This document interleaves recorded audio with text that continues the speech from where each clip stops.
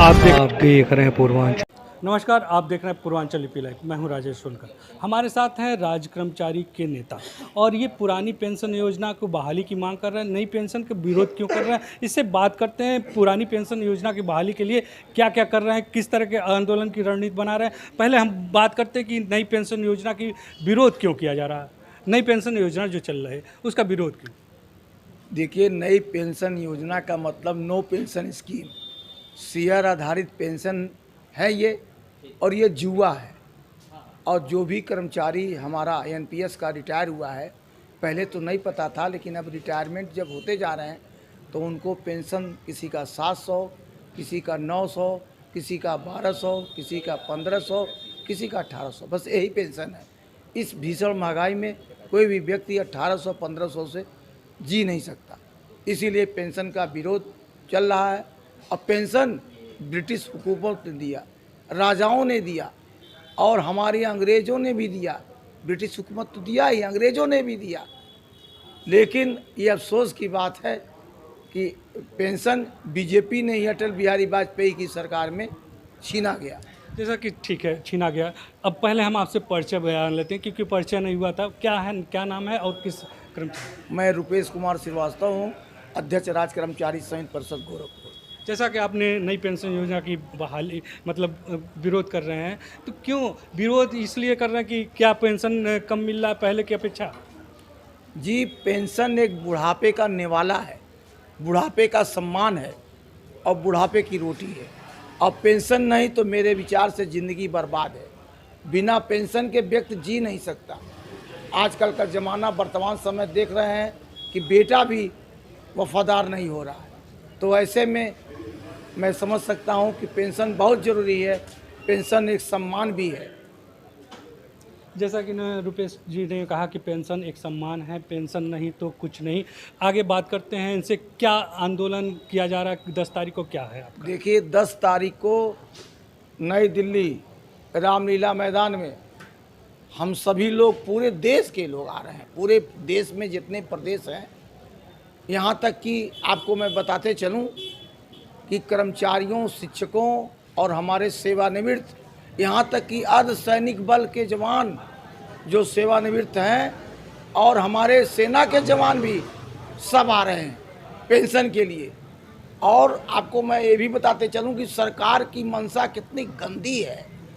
आपका अर्धसैनिक जो जवान हैं, वो देश पर, सीमा पर भी काम करते हैं, अपने जान की बाजी लगाते हैं। अभी हाई कोर्ट ने कह दिया कि अर्धसैनिक बल को भी पेंशन दिया जाए, यानी अर्धसैनिक बल को पेंशन नहीं मिलता, बशर्ते वो देश की सेवा करते हैं।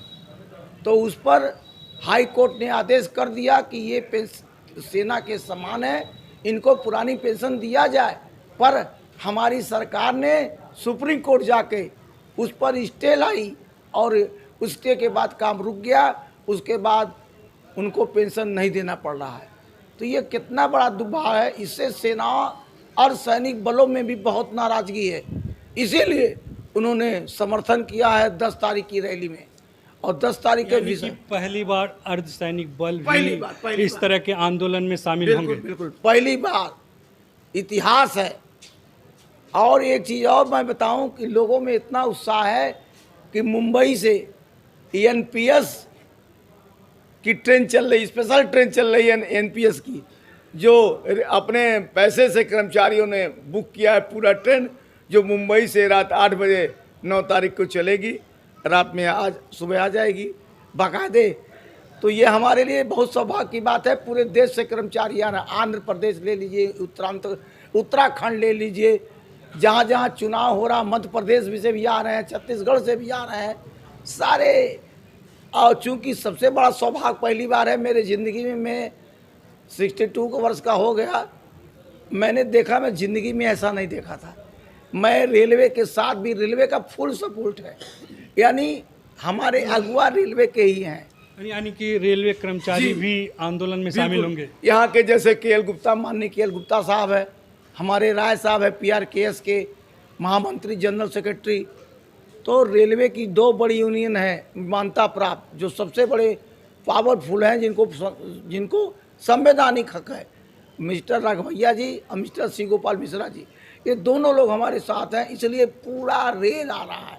गोरखपुर, बस्ती, संतकबीर नगर, खलीलाबाद, लखनऊ और उधर से पश्चिम से हर जगह से सबको आना ही आना है। हम सब लोग संकल्पित हैं। आप देख रहे हैं कार्यक्रम के तहत हम विभिन्न विभाग जैसा कि आप गोरखपुर के रहने वाले, गोरखपुर से कितने लोग जाएंगे? गोरखपुर से तो हमको बड़ी प्रसन्नता है कि पहले हम लोग 400-500 ले जाने में पसीना छूटता था।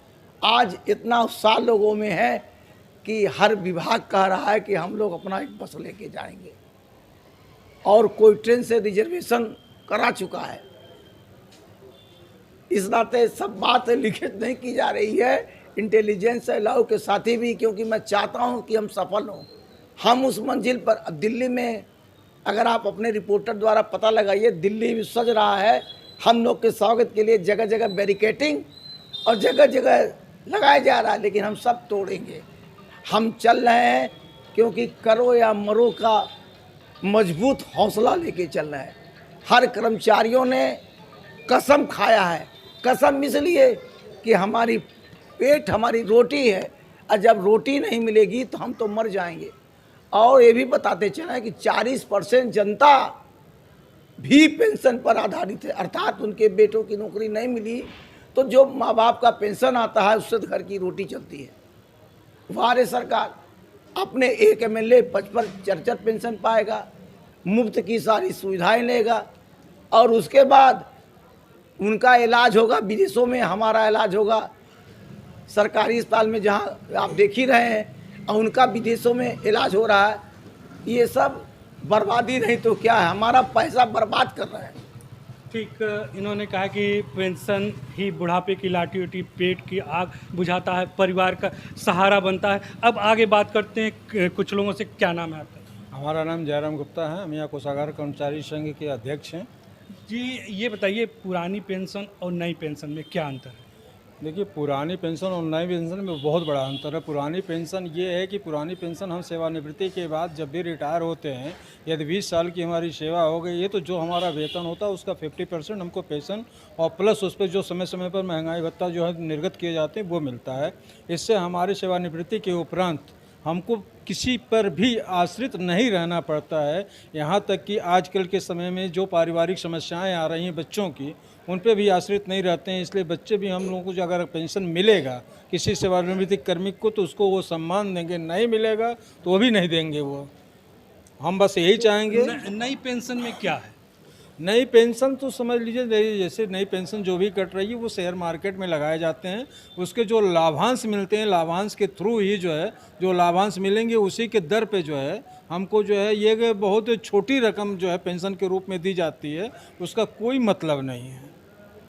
जैसा इन्होंने कहा कि नई पेंशन योजना का कोई मतलब नहीं है, जो शेयर मार्केट में उनका पैसा लगता उसी लाभांश पे उनको पेंशन दिया जाता, और पहले जो पेंशन मिलता था वो परिवार का खर्च भी चलता था, इनका रोजी रोटी भी चलता था। और आगे बात करते हैं, आपसे क्या नाम है आपका? मैं राजेश सिंह, वरिष्ठ उपाध्यक्ष, राज्य कर्मचारी संयुक्त परिषद, जनपद गोरखपुर।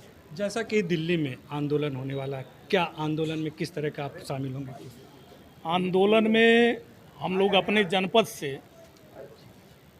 अधिक संख्या में शामिल होंगे, और मुझे लगता है कि कम से कम 5,000 लोग यहाँ से जाएंगे, क्योंकि सेंट्रल और राज्य दोनों कर्मचारी, दोनों लोगों को ओपीएस की आवश्यकता है, पुरानी पेंशन की आवश्यकता है, जो 2004 और 5 में राज्य या केंद्र से वापस ले लिया गया था। हम लोग इसी पुरानी पेंशन बहाली के लिए एकदम कमर कस करके तैयार हैं, और आंदोलन में 100% भागीदारी निभाने के लिए एकदम तत्पर हैं। मैं जनपद का वरिष्ठ उपाध्यक्ष हूं। आपके चैनल के माध्यम से